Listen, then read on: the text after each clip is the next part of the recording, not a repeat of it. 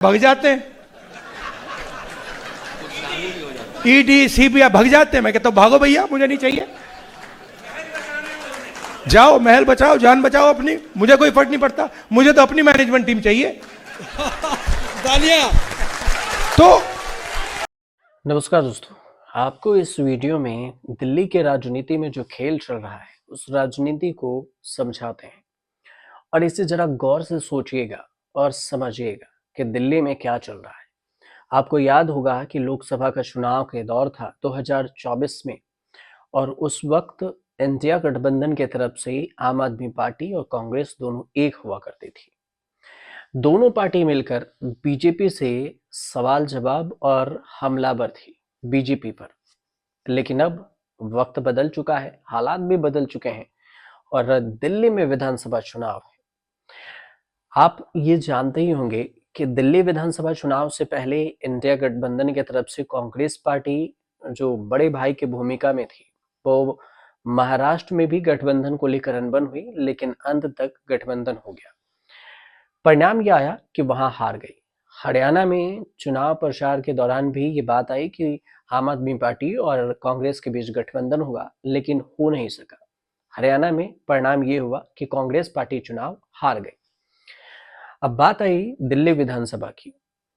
गाहे बगाहे इस बात की चर्चा थी कि आम आदमी पार्टी और कांग्रेस के बीच में गठबंधन हो सकती है, लेकिन ऐन मौके पर पता चला कि आम आदमी पार्टी गठबंधन को तैयार नहीं, कांग्रेस पार्टी ने भी गठबंधन की आस छोड़ दी।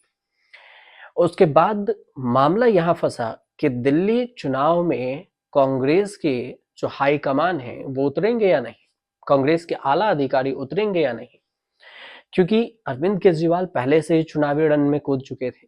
वो पहले से ही कांग्रेस और बीजेपी पर हमलावर थे, क्योंकि यहाँ पर त्रिकोणीय मुकाबला है। एक तरफ से बीजेपी कांग्रेस है और उसके बाद आम आदमी पार्टी है। लेकिन इसमें खेल और भी दिलचस्प तब हुआ जब इस बात की चर्चा हो रही थी कि कांग्रेस और आम आदमी पार्टी के बीच में डील हो रखी है। बीजेपी ने सीधे सीधे आरोप लगा दिया।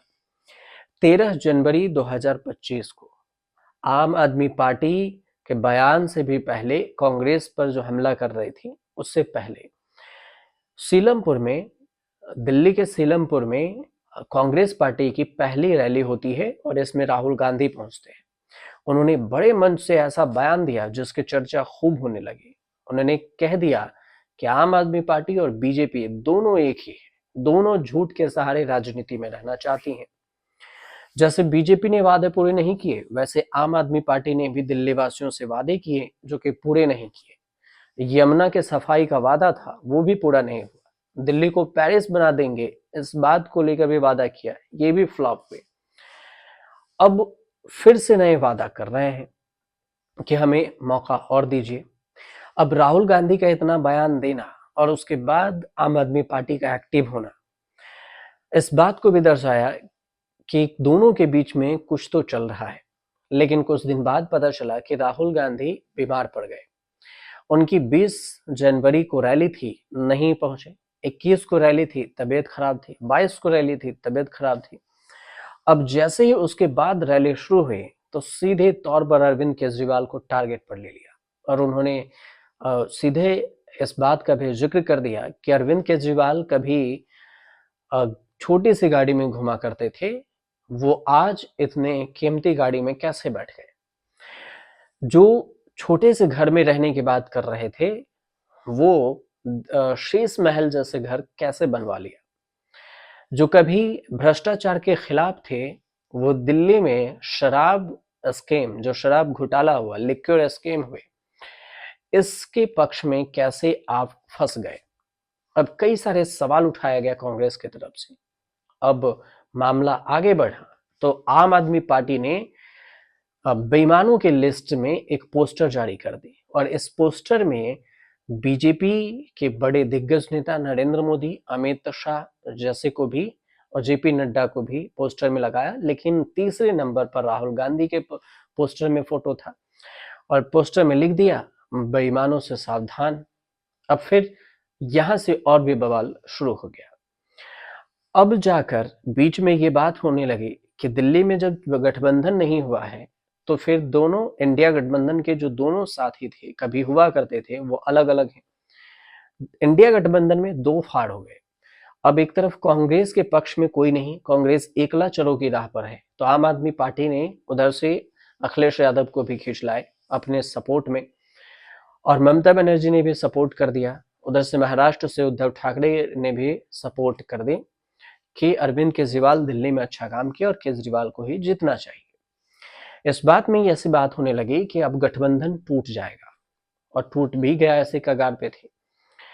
अब यहां पर जो हुआ कि इस बात का जिक्र था कि गठबंधन टूटने पर राहुल गांधी बयान नहीं दे रहे हैं, लेकिन इन सब चीजों से पर्दा राहुल गांधी ने 30 जनवरी को सीधे सीधे उठा दिया। उन्होंने एक बयान दिया और उसमें कहा कि जिसको जाना है वो जाए, हमें फर्क नहीं पड़ता, क्योंकि हम विचारों की लड़ाई लड़ रहे हैं और कोई डर धमकी से किसी के पास जाने को तैयार है।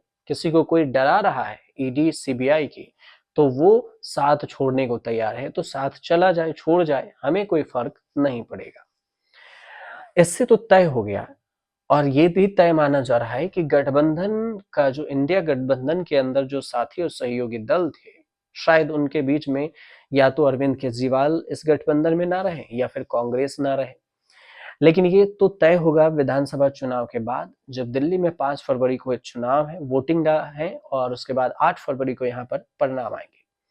लेकिन फिलहाल जो बयानबाजी हुई है, राहुल गांधी ने सीधे तौर पर यमुना के सफाई, बेरोजगारी, भ्रष्टाचारी, इन मुद्दों से जिस तरह से अरविंद केजरीवाल को घेरा है, उससे तो ये भी पता चलता है कि अगर कांग्रेस मजबूत हुई तो भी और कांग्रेस कमजोर हुई तो भी अरविंद केजरीवाल को तो घाटा होना ही है। और इसका फायदा किसको होगा? तो बीजेपी इस पर फायदा उठा सकती है।